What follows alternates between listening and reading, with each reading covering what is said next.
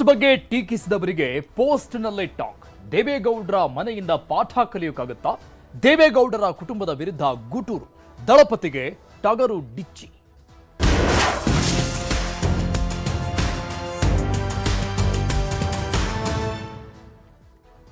ಒಕ್ಕಲಿಗರಾಗಲಿ ಅಥವಾ ಅಹಿಂದ ನಾಯಕರಾಗಲಿ ಸಿಎಂ ಆಗುವುದು ಕಾಂಗ್ರೆಸ್ನಲ್ಲಿ ಮಾತ್ರ. ಸೋಷಿಯಲ್ ಮೀಡಿಯಾ ಪೋಸ್ಟ್ ಟೀಕೆ ಮಾಡಿದಂತ ದಳಪತಿಗೆ ಟಗರು ಡಿಚ್ಚಿ ಕೊಟ್ಟಿದೆ. ಜಾತಿವಾದಿಗಳು ಕುಟುಂಬವಾದಿಗಳಿಂದ ಪಾಠ ಕಲಿಬೇಕಾಗಿಲ್ಲ ಅಂತ ಟಕ್ಕರ್ ಕೊಟ್ಟಿದ್ದಾರೆ ಸಿಎಂ ಸಿದ್ದರಾಮಯ್ಯನವರು. ಗೌಡರ ವಿರುದ್ಧ ಗುಟುರು ಹಾಕಿರುವುದು, ಒಕ್ಕಲಿಗರಾಗಲಿ ಅಹಿಂದ ನಾಯಕರಾಗಲಿ ಸಿಎಂ ಆಗುವುದು ಕಾಂಗ್ರೆಸ್ನಲ್ಲಿ ಮಾತ್ರ ಅನ್ನುವಂಥ ವಿಚಾರ. ಸೋಷಿಯಲ್ ಮೀಡಿಯಾ ಪೋಸ್ಟ್ ಅನ್ನ ಟೀಕೆ ಮಾಡಿದ್ರು ಎಚ್.ಡಿ. ಕುಮಾರಸ್ವಾಮಿ. ಇದಕ್ಕೆ ಸಿಎಂ ಮತ್ತೆ ಡಿಚ್ಚಿ ಕೊಟ್ಟಿದ್ದಾರೆ ಸೋಷಿಯಲ್ ಮೀಡಿಯಾ ಮೂಲಕನೇ. ಜಾತಿವಾದಿಗಳು ಕುಟುಂಬವಾದಿಗಳಿಂದ ಪಾಠ ಕಲಿಯಬೇಕಾಗಿಲ್ಲ ಅಂತ ಟಕ್ಕರ್ ಕೊಟ್ಟಿದ್ದಾರೆ. ಅಧಿಕಾರ ಇರಲಿ ಇಲ್ಲದಿರಲಿ ಸಾಮಾಜಿಕ ನ್ಯಾಯದ ಪರವಾದ ನನ್ನ ನಿಲುವು ಅಚಲವಾಗಿದೆ ಅಂತ ತಿರುಗೇಟ್ ಕೊಟ್ಟಿರುವುದು ಸೋಷಿಯಲ್ ಮೀಡಿಯಾ ಮೂಲಕವಾಗಿ.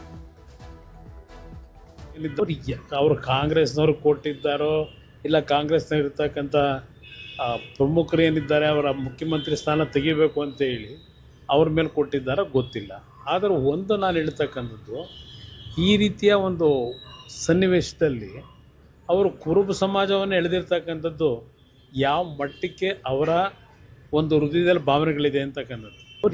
ಅವರು ಕಾಂಗ್ರೆಸ್ನವರು ಕೊಟ್ಟಿದ್ದಾರೋ ಇಲ್ಲ ಕಾಂಗ್ರೆಸ್ನ ಇರ್ತಕ್ಕಂಥ ಪ್ರಮುಖರು ಏನಿದ್ದಾರೆ ಅವರ ಮುಖ್ಯಮಂತ್ರಿ ಸ್ಥಾನ ತೆಗಿಬೇಕು ಅಂತ ಹೇಳಿ ಅವ್ರ ಮೇಲೆ ಕೊಟ್ಟಿದ್ದಾರೋ ಗೊತ್ತಿಲ್ಲ. ಆದರೆ ಒಂದು ನಾನು ಹೇಳ್ತಕ್ಕಂಥದ್ದು, ಈ ರೀತಿಯ ಒಂದು ಸನ್ನಿವೇಶದಲ್ಲಿ ಅವರು ಕುರುಬ ಸಮಾಜವನ್ನು ಎಳೆದಿರ್ತಕ್ಕಂಥದ್ದು ಯಾವ ಮಟ್ಟಕ್ಕೆ ಅವರ ಒಂದು ಹೃದಯದಲ್ಲಿ ಭಾವನೆಗಳಿದೆ ಅಂತಕ್ಕಂಥದ್ದು. ಅವರು ಕಾಂಗ್ರೆಸ್ನವರು. ಸಿಎಂ ಸಿದ್ದರಾಮಯ್ಯನವರ ಪೋಸ್ಟ್ ನೋಡ್ತಾ ಇದ್ದೀವಿ. ರಣರಂಗದಿಂದ ಓಡಿ ಹೋಗಲ್ಲ ಅಂದಿದ್ಯಾಕೆ?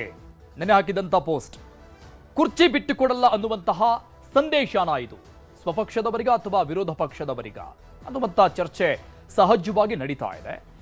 ಮತ್ತೊಂದು ಸಂಘರ್ಷಕ್ಕೆ ನಾಂದಿಯ ಮುನ್ಸೂಚನೆ ಆಗತ್ತಾ ಸಿಎಂ ಸಿದ್ದರಾಮಯ್ಯನವರ ಈ ಪೋಸ್ಟ್?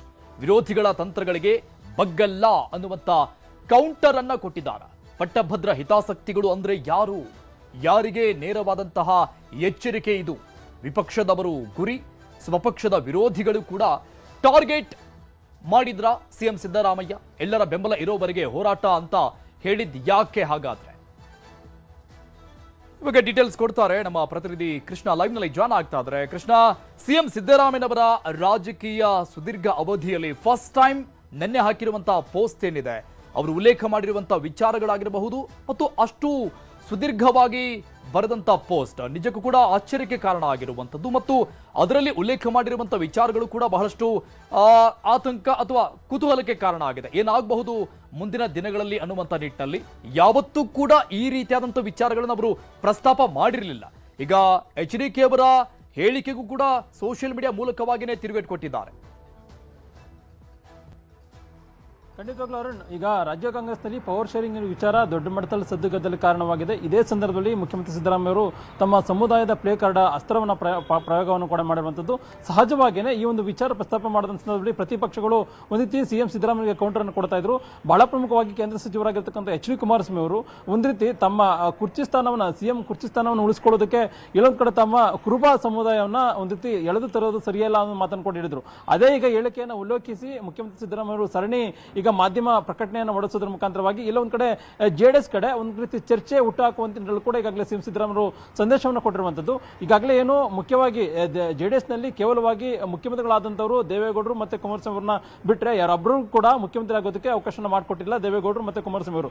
ಮತ್ತೆ ಆ ಒಂದು ಒಕ್ಕಲಿಗ ಸಮಾಜವನ್ನು ಕೂಡ ವೋಟ್ ಬ್ಯಾಂಕ್ ಅಷ್ಟೇ ಸೀಮಿತವಾಗಿ ಮಾಡ್ಕೊಂಡಿದ್ರೆ ವಿನಃ ಇಲ್ಲ ಒಂದ್ ಕಡೆ ಅವರಿಗೆ ಒಂದು ರೀತಿ ಬೇರೆ ಮತ್ತೊಬ್ಬರ ನಾಯಕರನ್ನ ಬೆಳೆಸುವಂತದ್ದು, ಅವರಿಗೆ ಒಂದು ಸ್ಥಾನಮಾನ ಕೊಡುವಂತದ್ದು, ಮತ್ತೆ ದಲಿತರಿಗಾಗಿರ್ಬೋದು ಮತ್ತೆ ಬೇರೆ ಹಿಂದುಳಿದ ವರ್ಗದವರಿಗಾಗಲಿ ಅವಕಾಶ ಅವಕಾಶವನ್ನು ಮಾಡಿಕೊಡುವಂತ ನಿಟ್ಟಿನಲ್ಲಿ ನಿರ್ಧಾರವನ್ನು ಮಾಡಿಲ್ಲ. ಅದೇನೇ ಇದ್ರೂ ಕೂಡ ಕಾಂಗ್ರೆಸ್ ಪಕ್ಷದಲ್ಲಿ ಮಾತ್ರ ಅನ್ನೊಂದು ಸಂದೇಶವನ್ನು ಕೊಟ್ಟಿರುವಂತದ್ದು. ಈಗಾಗಲೇ ಕಾಂಗ್ರೆಸ್ನಲ್ಲಿ ಈ ಹಿಂದೆ ಯಾರೆಲ್ಲ ಮುಖ್ಯಮಂತ್ರಿಗಳಾಗಿದ್ರು ಒಕ್ಕಲಿಗ ಕಮ್ಯುನಿಟಿಯಲ್ಲಿ, ಉದಾಹರಣೆಗೆ ದಿವಂಗತ ಎಸ್ ಎಂ ಕೃಷ್ಣ ಆಗಿರ್ಬೋದು, ಇವರೆಲ್ಲರೂ ಕೂಡ ಪ್ರಸ್ತಾಪವನ್ನು ಮಾಡಿದರೆ. ಮತ್ತೊಂದು ಕಡೆ ಬರುವಂತ ದಿನಗಳಲ್ಲೂ ಕೂಡ ಜೆಡಿಎಸ್ ನಲ್ಲಿ ದೇವೇಗೌಡರು ಮತ್ತೆ ಕುಮಾರಸ್ವಾಮಿ ಅವರು ಹೊರತುಪಡಿಸಿ ಒಕ್ಕಲಿಗರು ಯಾರಾದ್ರೂ ಮುಖ್ಯಮಂತ್ರಿ ಆಗ್ತಾರೆ ಅಂತಂದ್ರೆ ಅದು ಕಾಂಗ್ರೆಸ್ ನಲ್ಲಿ ಮಾತ್ರ ಮುಂಬರುವಂತ ದಿನಗಳಲ್ಲಿ ಅನ್ನುವಂಥದ್ದು. ಒಂದ್ ಕಡೆಗೆ ಒಕ್ಕಲಿಗರಾಗಿರ್ಬೋದು, ಡಿ ಕೆ ಶಿವಕುಮಾರ್ ಆಗಿರ್ಬೋದು, ಹೆಸರನ್ನ ಹೇಳಿದ್ರು ಕೂಡ ಒಕ್ಕಲಿಗರಾಗಿರ್ಬೋದು ಮತ್ತೆ ದಲಿತರಾಗಿರ್ಬೋದು, ಅವರೆಲ್ಲರೂ ಕೂಡ ಕಾಂಗ್ರೆಸ್ ನಲ್ಲಿ ಮಾತ್ರ ಮುಖ್ಯಮಂತ್ರಿ ಆಗ್ಬೋದು ಅನ್ನೋ ಮಾತನ್ನ ಸಿಎಂ ಸಿದ್ದರಾಮಯ್ಯ ಕೂಡ ಹೇಳಿರುವಂತದ್ದು.